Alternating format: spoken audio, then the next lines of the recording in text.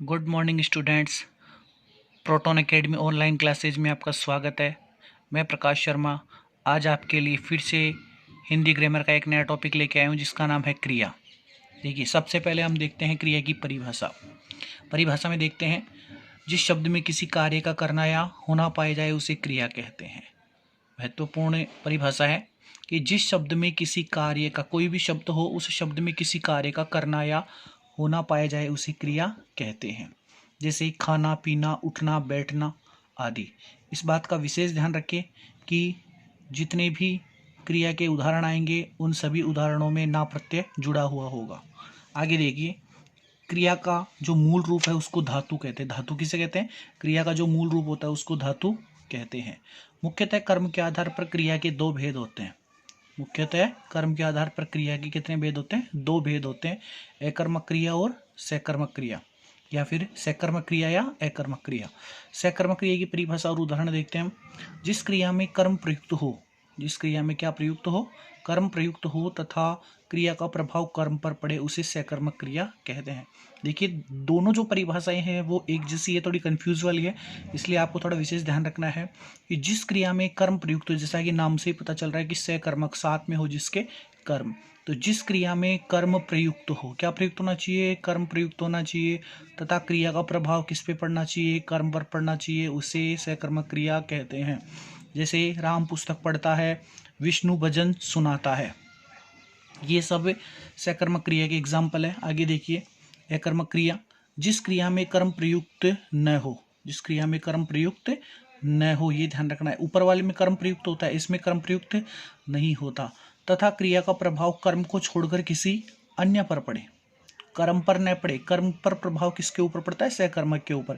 अकर्मक में कर्म को छोड़कर किसी अन्य पर प्रभाव पड़ता है, उसे अकर्मक क्रिया कहते हैं। जैसे एग्जाम्पल देखिए, मैं पढ़ता हूं, रमा गाती है।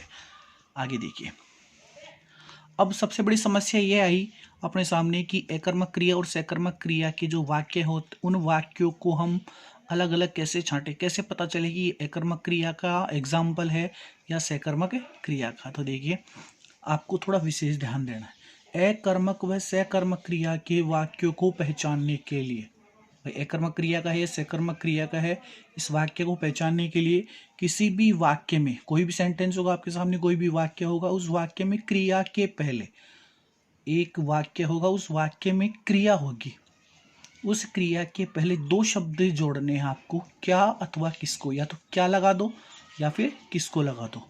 देखते हैं, तब वह एक प्रश्न बन जाता है। अगर आप क्रिया के पहले क्या और किसको लगाएंगे तो क्या बन जाएगा? वो एक प्रश्न बन जाएगा। उस प्रश्न का जवाब अगर उस वाक्य में मिल जाता है, वो जो प्रश्न बना उस प्रश्न का जवाब उसी वाक्य में मिलना चाहिए, दूसरे वाक्य में आप अपने मन से नहीं जोड़ सकते। उस वाक्य में अगर उसका जवाब मिलता है तो सकर्मक क्रिया होती है, और अगर जवाब नहीं मिलता है तो अकर्मक क्रिया होती है। देखिए, एग्जाम्पल हम लेते हैं। जैसे आपने एग्जाम्पल लिया, जैसे अपन ले लेते हैं सकर्मक क्रिया का एग्जाम्पल। जैसे राम पुस्तक पढ़ता है। तो देखिए, यहाँ पर ये आपके सामने एक वाक्य है, इसमें क्रिया क्या है? पढ़ना। तो इस क्रिया के पहले आपने लगा दिया क्या, या तो क्या लगा दो या किसको लगा दो। अब ये क्या बन जाएगा? एक प्रश्न बन जाएगा। कैसे? क्या पढ़ता है या किसको पढ़ता है, तो जवाब में क्या आया? पुस्तक। क्या आया? पुस्तक। पुस्तक इस वाक्य का क्या हो गया? कर्म। क्या हो गया? तो कर्म प्रयुक्त हो रहा है, इस कारण से कौन सी क्रिया हो गई? सकर्मक। जवाब मिल रहा है, सकर्मक क्रिया। एक एग्जाम्पल लेते हैं हम अकर्मक का। जैसे रमा पढ़ती है। अब पढ़ना क्रिया है तो इसके पहले लगाओ क्या। क्या पढ़ती है? जवाब नहीं मिल रहा, इस कारण से ये कौन सी क्रिया हो गई? अकर्मक क्रिया। आपको ये ध्यान रखना है कि क्रिया के पहले क्या और किसको लगा के देखना है। अगर जवाब मिलता है तो सकर्मक, जवाब नहीं मिलता है तो अकर्मक। आपको ये ध्यान रखना है, दो शब्द लगा के देखने हैं क्रिया के पहले क्या और किसको। आगे बात करते हैं हम काल के आधार पर क्रिया के भेद। देखिए, काल के आधार पर मुख्यतः क्रिया के 3 भेद होते हैं: वर्तमानकालिक क्रिया, भूतकालिक क्रिया और भविष्यकालिक क्रिया। आपको ये ध्यान रखना है, आपको वर्तमान काल नहीं बोलना है, आपको बोलना है वर्तमानकालिक क्रिया, भूतकालिक क्रिया और भविष्यकालिक क्रिया। उसके बाद में देखिए, क्रिया के अन्य कुछ भेद है। इनकी जो परिभाषाएं हैं वो बिल्कुल सिंपल है। वर्तमान काल में जो क्रिया हो रही है वो वर्तमानकालिक, भूतकाल के हिसाब से भूतकालिक, भविष्य के हिसाब से भविष्यकालिक। देखिए, क्रिया के कुछ अन्य भेद है जो परीक्षाओं में विशेष रूप से पूछे जाते हैं। देखिए, जैसे 1 नंबर पे लिया आपने प्रेरणार्थक क्रिया, दूसरा आज्ञार्थक क्रिया, सजातीय क्रिया, संयुक्त क्रिया और पूर्वकालिक क्रिया। अब हम इनको विस्तार पूर्वक पढ़ते हैं। सबसे पहले प्रेरणार्थक क्रिया। प्रेरणार्थक क्रिया को ध्यान से देखना। कर्ता स्वयं कार्य न करके किसी अन्य से करवाए, उसे प्रेरणार्थक क्रिया कहते हैं। कर्ता स्वयं कार्य न करे बल्कि किसी अन्य से करवाए, उसे क्या कहते हैं? प्रेरणार्थक क्रिया। जैसे राम धोबी से कपड़े धुलवाता है। राम है, खुद कपड़े नहीं धो रहा बल्कि किससे धुलवा रहा है? धोबी से कपड़े धुलवा रहा है। तो यहाँ पर कर्ता स्वयं कार्य न करके किसी दूसरे से करवा रहा है, इस कारण से इसमें प्रेरणार्थक क्रिया हो गई।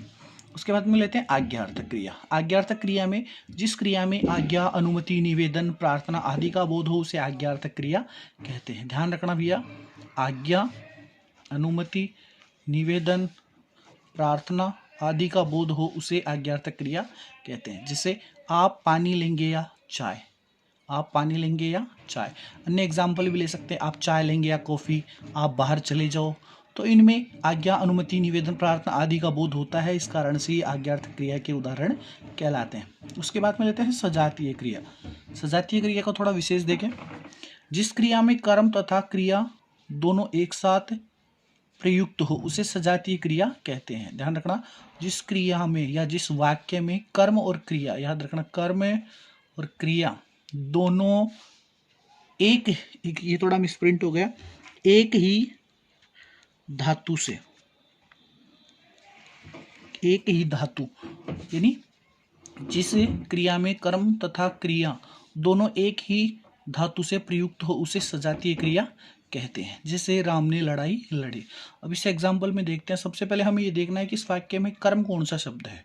कर्म देखिए, जैसे मैंने आपको बताया था कि वाक्य में क्या और किसको लगाने पर जो उसका उत्तर होता है वो उस वाक्य का कर्म होता है। तो यहाँ पर क्रिया है लड़ी, तो क्या लड़ी? लड़ाई। तो इसका मतलब लड़ाई इस वाक्य का क्या हो गया? कर्म हो गया। ठीक है, और लड़ी क्या हो गई? क्रिया। तो इस वाक्य में आप देखिए, लड़ाई शब्द में कौन सी धातु है? लड़ धातु। और लड़ी शब्द में भी, लड़ी शब्द क्रिया है, इसमें भी लड़ धातु हो गई। तो जहां पर कर्म और क्रिया दोनों किससे? एक धातु से बनी हो उसे क्या कहते हैं? सजातीय क्रिया। उसके बाद में लेते हैं हम संयुक्त क्रिया। संयुक्त क्रिया देखिए, संयुक्त क्रिया किसे कहते हैं? दो या दो से अधिक भिन्नार्थक, याद रखना, भिन्नार्थक, भिन्नार्थक यानी अलग अलग अर्थ को प्रकट करने वाली क्रियाओं के मेल से बनी क्रिया को संयुक्त क्रिया कहते हैं। जैसे मैं खाना खा चुका। अब इसमें देखिए, खा से कौन सी क्रिया हुई? खाना।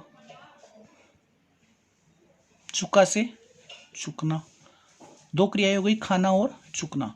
तो भिन्न अर्थ को प्रकट करने वाली, खाना शब्द का अर्थ अलग होता है, चुकना शब्द का अर्थ अलग होता है। तो जहां पर दो या दो से अधिक भिन्नार्थक क्रियाओं के मेल से जो क्रिया बनती है उसको संयुक्त क्रिया कहते हैं। पूर्वकालिक क्रिया। पूर्वकालिक क्रिया को ध्यान से देखना। जिस वाक्य में एक साथ दो क्रियाएं संपन्न हो। एक साथ कितनी क्रियाएं संपन्न हो? दो। प्रथम क्रिया होने के बाद में दूसरी क्रिया संपन्न हो। पहले एक क्रिया संपन्न हो, उसके बाद में दूसरी क्रिया संपन्न हो। पहले संपन्न होने वाली क्रिया को पूर्वकालिक क्रिया कहते हैं। जैसे मनीषा पढ़कर सो गई। यहाँ पर पहले कौन सी क्रिया हुई? पढ़ना, और उसके बाद में सोना। दो क्रियाएं हैं, लेकिन जैसा कि नाम से ही पता चल रहा है पूर्व, पूर्व का मतलब होता है पहले। तो पहले कौन सी क्रिया हुई? पढ़ना। तो इसका मतलब ये हुआ कि इसमें पढ़ना जो क्रिया है वो कौन सी क्रिया हो गई? पूर्वकालिक क्रिया हो गई। उसके बाद में लेते हैं हम मुख्य क्रिया। मुख्य क्रिया की परिभाषा देखिए, जिस क्रिया का बोध एक पद में हो उसे मुख्य क्रिया कहते हैं। जिस क्रिया का बोध किस में हो? एक पद में हो उसे मुख्य क्रिया कहते हैं। जैसे मधु हंसी, नवीन गया। उसके बाद में लेते हैं सहायक क्रिया। मुख्य क्रिया की सहायता करने वाली क्रिया को सहायक क्रिया कहते हैं। मुख्य क्रिया है, उस मुख्य क्रिया की सहायता करे ऐसी क्रिया को सहायक क्रिया कहते हैं। जैसे रमा पढ़ती है। इस वाक्य में है जो है वो क्या है, सहायक क्रिया। मैं गाता हूँ, इसमें हूँ शब्द है वो क्या है, सहायक क्रिया। क्यों है, क्योंकि हमने इंग्लिश में पढ़ा है इज एम आर। तो ये जो इज एम आर है वो हेल्पिंग वर्ब होते हैं, और हेल्पिंग वर्ब को हिंदी में सहायक क्रिया कहते हैं। आज की क्लास में फिलहाल इतना ही, अगली क्लास में फिर मिलते हैं।